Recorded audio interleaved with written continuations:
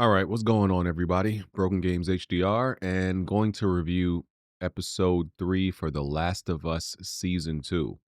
All right, so last episode was pretty crazy with action. So I already knew that this episode they were going to slow things down a lot. It wasn't going to be too crazy, too wild. It was going to be a very slow morning period. The whole episode was pretty much like a slow funeral and just a follow up to all the craziness that happened. So episode 3 opens up with the aftermath, of the attack on Jackson with all the burnt infected at the gate, and it literally looks like a scene out of hell. It looks because everything has, like, that red aura, that red tint and filter, and it looks like an actual hellscape, so I thought that was, like, fire cinematography. It was an amazing shot. So Tommy enters the town morgue and, takes over cleaning duty from the lady that was already in there with all the other bodies, and it's just, I guess, Tommy just giving Joel respect and his way of grieving, cleaning his body. So that scene happens because you can see Joel's watch. Pretty sad. Then we go to the hospital and we see Ellie waking up. Um, and she's still having like the visions of Abby killing Joel. So she's just having nightmares while when she wakes up and now she has to be sedated. So we have a time jump, and then 3 months later, the town is like still working on repairing the town from the attack. I'm pretty sure the game did not have a 3 month time jump uh, from the time of Joel's death to the find and kill Abby arc. I think it was literally within the same week. And the show kinda, like, goes on to explain why they did the time jump, which I'll get into, but, yeah, I'm pretty sure, Dena and Ellie left within the same week of Joel being killed to try to track down, Abby and her friends. Um, but I'm okay with this change, and, just in general, I'm okay with some of the deviations. I'm okay with a lot of the deviations that the show has taken from the game, simply because I've realized that in episodes where the show follows the game to a T, I'm actually kind of bored because I'm like, "Oh, it's like me just playing the game over again," right? So a lot of times there's no reason for me to watch some of these episodes. So it's like the only thing that kinda, like, makes me, like, pay extra attention is when they do something different. Now, of course, as long as it's not something too dumb and crazy different, I'm fine with it. But though the where it deviates is where it makes me, really become alert. Um, so we go back to the hospital. Ellie is getting checked out at the hospital. She's been there a while, and now she's getting her final checkup from the doctor, and her final check is to get seen by, Gail, the same the town therapist, the same therapist that everybody was seeing, Joel and everybody. There's only, like, one therapist in the town. And she's obviously, like, putting up a front and pretending to be completely okay to get out of the hospital. Um, Now, I understand that what she's doing is a front, right? To hide her feelings, to hide how fucked up and damaged she is. But overall, in this episode, I have to say, I don't see like real rage and like boiling fury. You know what I'm saying? That we kind of saw in the game. I don't see the potential for that. I don't really see that level of anger um that I feel like she should be displaying, um, after seeing Joel killed and wanting revenge. And let me be clear once again, I understand at this point in the show, at this scene, it's all, she's all fronting and covering things up. But I'm talking about even later, I just don't see that type of blood boiling rage, that anger. I don't see it. All I really see is like still like a snarky, sarcastic little kid. And there it doesn't really I don't really get the vibe throughout the rest of the episode that, "Hey, we are going to hunt down and kill people, and this is going to be dangerous. It still kind of feels like a bunch of rugrats that are just going on some, I don't know, so almost like a lighthearted adventure to kind of, maybe beat somebody up at the most. It just doesn't get I just don't see the same type of intensity, I guess. But that is what it is. Um so Ellie goes to Joel's house to grieve and get a few of his things, smell his jacket, and she cries. This is, stuff straight out of the game. Um Dena shows up and she tells Ellie she knows a lot more about the people who killed Joel and where they are from than she initially told her. She initially told Ellie she didn't know anything of consequence. She didn't really know any information about them. And she did that to, so that's not what Ellie needed to hear and know in the hospital, because she would have lashed out. She would have acted irrationally, wanted to, just act crazy and start wilding pretty much. And that kind of explains the time jump partially, because Dina withheld, that information, um, and Ellie didn't really have anything to go off of, even though in the game, um oh, yeah, and then so in the game, Tommy wasn't in the show, Tommy wasn't there, so he wasn't able to give Ellie information like he did in the game, right? So it was Dina was, even though Ellie, yeah, yeah, when Ellie shows up at the door and barges in, things happen so fast, she probably wouldn't even have had enough time to, like, look around and notice anything such as, like, the WLF, insignia and things like that, and they didn't say their name, they didn't say their name in the show, neither did they say, their names they might have said their names in the game maybe after Ellie shows up, but either way, Dina was the main source of information, and that's partially why, like, I guess there was this time jump and Ellie couldn't act on anything. Um, so this and the subsequent scenes, as I said, are deviations from the game, because Tommy leaves first to go after these people, right? And then Maria shows up at the house while Dina and Ellie are there to kinda, um to kinda, like, change their mind, but not really. Um, Ultimately, she does allow them to go, and she wants them to, bring Tommy back, because obviously, like I said, Tommy leaves first to go after them, um, because he wanted to do it, and he didn't want, like, uh, Ellie to, go after, them, and, eventually, she in the game, Maria allows him to leave, and in this show, Maria's not even involved at all. Maria doesn't know anything about their plan, and doesn't send them out or anything. Maria is not involved at all. Uh, and this change seems to like, display the heightened level of responsibility that Tommy has to the town, that even though, of course, he wants revenge, even though he was the leader of the town in the game, they've really displayed, like, a heightened sense of responsibility in the show, and that he has to these people in the town of Jackson, um, than in the game. So it kind of makes sense why he wouldn't just act and behave recklessly and just kind of irrationally and be spontaneous.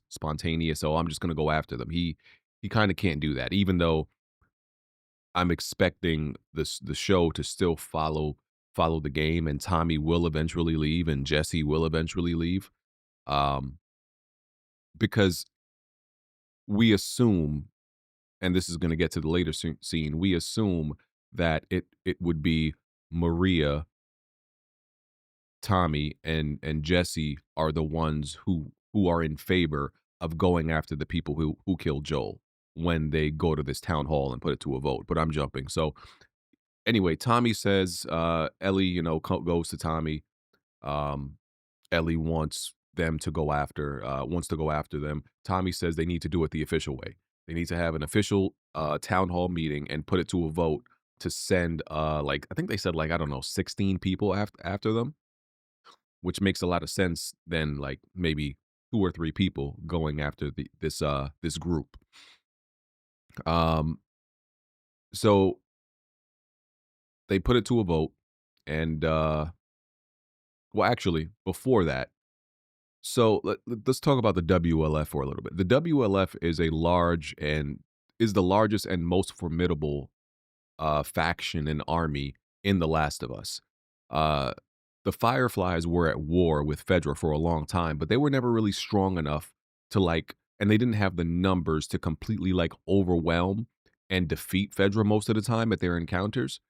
But that's not the case with the WLF and Fedra. The WLF and Fedra, the WLF was able to defeat Fedra at a lot of encounters. They were able to overwhelm Fedra. The the Fireflies were like kind of like, a rebel terrorist group that you could say annoyed and inconvenienced Fedra a lot of times, but the WLF is more formidable than that. And that's illustrated if you play the game, that's very much illustrated in day one in Seattle when you play as Ellie, when you see all the fucked up shit that the WLF did to Fedra. They were killing the motherfuckers. So it's not the same. The WLF is larger and more powerful than the Fireflies were. And a lot of the Fireflies ended up going and joining. A lot of different groups seem to end up disbanding and then going and joining the Washington Liberation Front, which just makes them even more powerful. They have a lot of manpower, resources, and just firepower. So yeah, and they kind of show that towards the end of the episode. Yeah, this is not no Dena and Ellie are drastically underestimating um the size and the power of the WLF because they don't know. So next, we got to see the first sightings of the Seraphites. So the Seraphites are a group of religious Luddites who initially start out with like good intentions by the teachings of their prophet, but their prophet dies, and their original prophet dies, and pretty much their religious teachings get hijacked and bastardized, and then they become like religious zealots and extremists.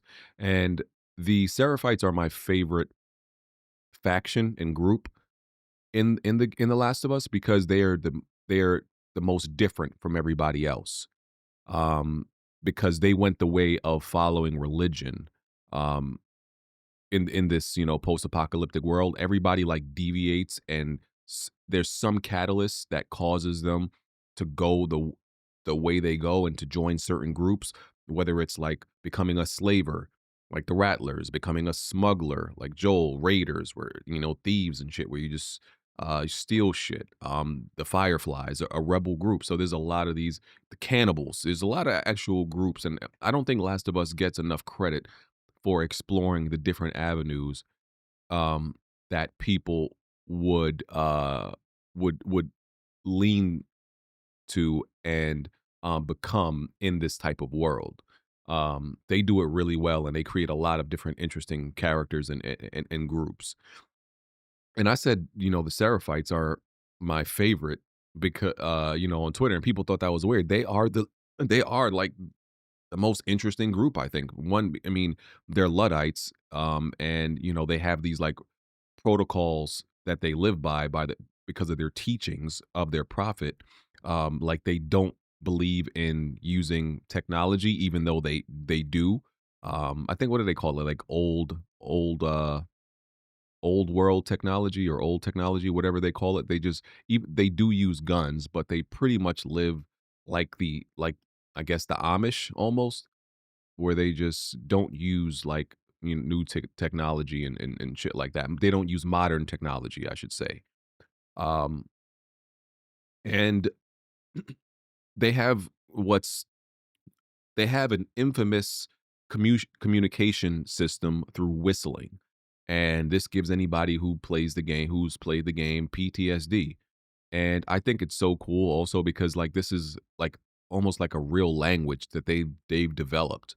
Um, and you can watch videos on YouTube, of somebody like of like people breaking down each whistle because each whistle does actually sound different in the way they whistle and how it sounds, and it means certain things. And you like there's like I said, there's a breakdown on YouTube and you can watch that. And in the scene where you have the Seraphite father and daughter who are having the conversation about what each means, he has been teaching her. So she's like, "Oh, that whistle is danger. Oh, that whistle is this. Oh, that whistle is this."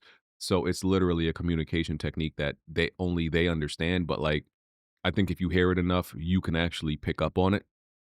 But yeah, it's a really cool just whistle communication system that I found very intriguing. Um, so at the end of this scene, they danger is coming. They get the whistle confirmation that danger is coming, and the daughter asks if it's demons. Um, the Seraphites refer to the infected as demons, and the WLF as wolves. And one thing I'm wondering is I wonder if and it seems like they are running from because the Seraphites and WLF have been at war, and there has been a truce at some point. I'm not sure if this truce has already happened. I wonder if this group was actually heading to their island because the Seraphites like have their own, island and section that they usually stay. I wonder if like they've been radicalized yet. I wonder if they're actually religious zealots already, or because that's where we meet them in the game when they're already radicalized, they're already religious zealots. Um, and Ellie's first encounter with them is is being attacked by them in a park where I'll get to it later. That's not her first encounter with them. She probably will be attacked by them, but this is, you know, that won't be her first time seeing them. So I'm just wondering, like, what's the current state of Seraphites? It might be different from when we meet them in the game, so I'll be interesting to see that. So Ellie is being trained by Jesse. Jesse's a part of the council now. They go to the town hall meeting. Most people are against sending a party out to get Abby and her friends. Um, Ellie gets her chance to speak and try to tell people, why they should do this. And most people are against it, like I said. Um, and one of the people who speaks up in favor is actually Seth. And even though Seth and Ellie have had their beef in the past, he's in favor of voting to go and get the people who killed Joel.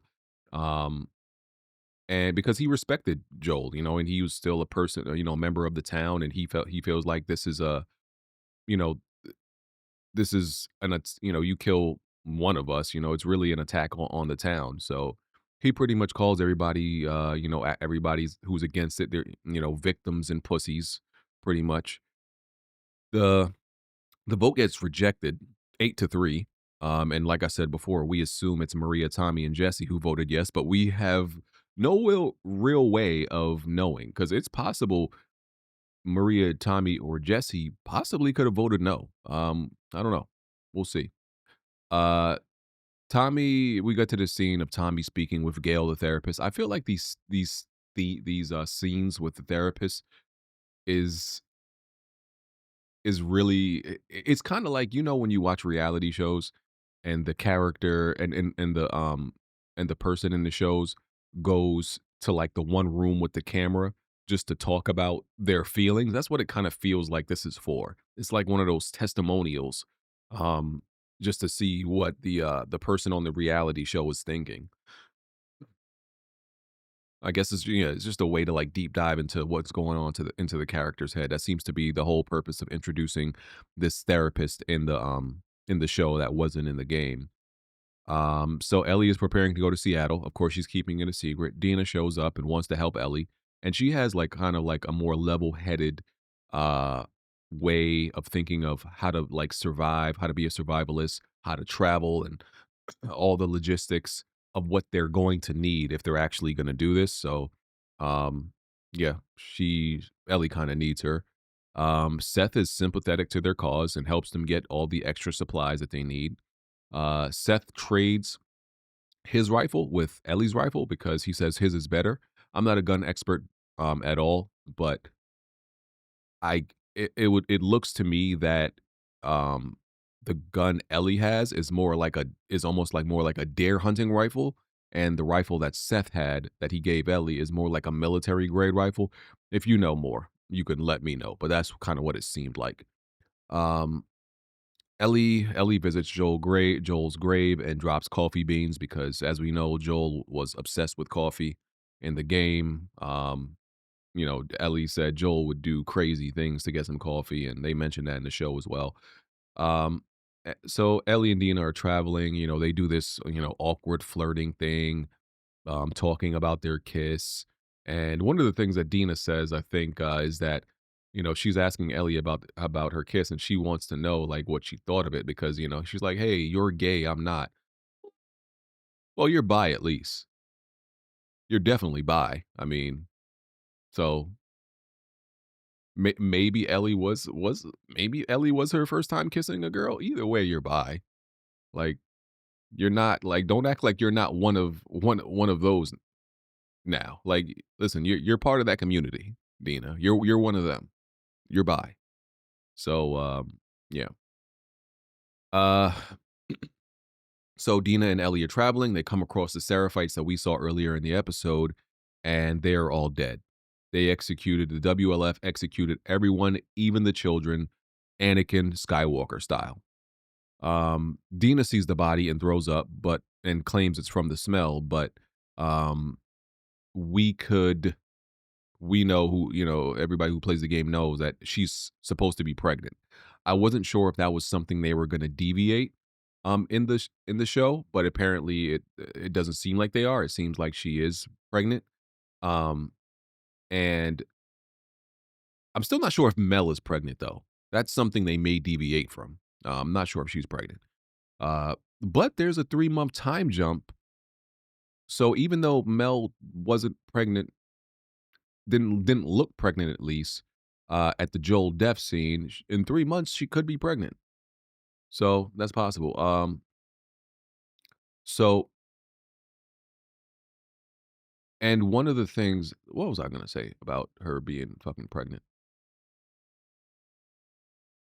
Oh, so this kind of just makes Ellie more motivated, I guess, and kind of like she feels more righteous, I guess, what she's about to do, even more righteous about what she's gonna do because who kills, people and children like this? If the WLF did this, then she's like, "Oh, I'm definitely in the right now, even more so than before." And killing the kid is pretty accurate, um, and a pretty accurate thing, of what the WLF would do in that situation because their sentiment, like, we get this sentiment in the game is that, the kid who's a Seraphite would grow up and be and want to kill them anyway. And a lot of the WLF would feel this way, probably, except Owen. As we know, Owen is he's the most objective person in this whole situation, at least in the game. We'll see how he comes off in the show, but he's objective. He's like, he sees both sides. He's not like, "Oh, these are bad people."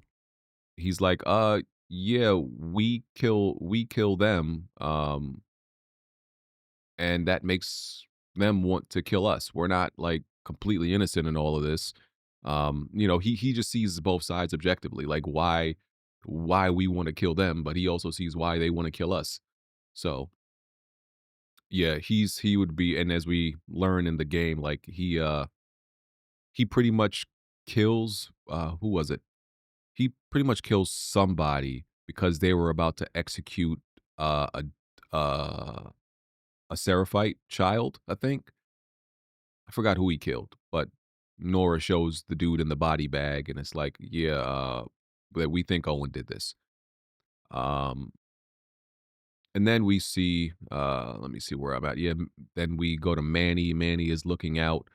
watching over a checkpoint, giving the go ahead to the WLF army, and then we see them roll in, and this is the scene showing people how formidable and how well armed the WLF are. So they are no joke. Um, so yeah, and then we see Ellie and Dina overlooking. Uh, well, I think before this we saw Dina and Ellie overlooking like Seattle and shit like that. Um, which was a really cool view. Um, Something like straight out of the video game almost, it looks like. You can kinda see, like, the green screen a little bit because all like, the view looks completely static and flat. It doesn't look like it's blending in and meshing in with everything else. It kinda just looks like a background. But either way, so that was the episode, and, like I said, it was fine. I didn't expect much action, didn't expect a lot of shit to go down. It's more of a preparation episode for what's gonna happen in the future. So it was fine. It was fine. Uh, so yeah, let me know what y'all thought about this episode, and how let me know how you're enjoying the show. And if there's anything I missed, anything I forgot to mention, let me know in the comment section. And I will catch y'all on the next one. All right, I'm out of here. Peace.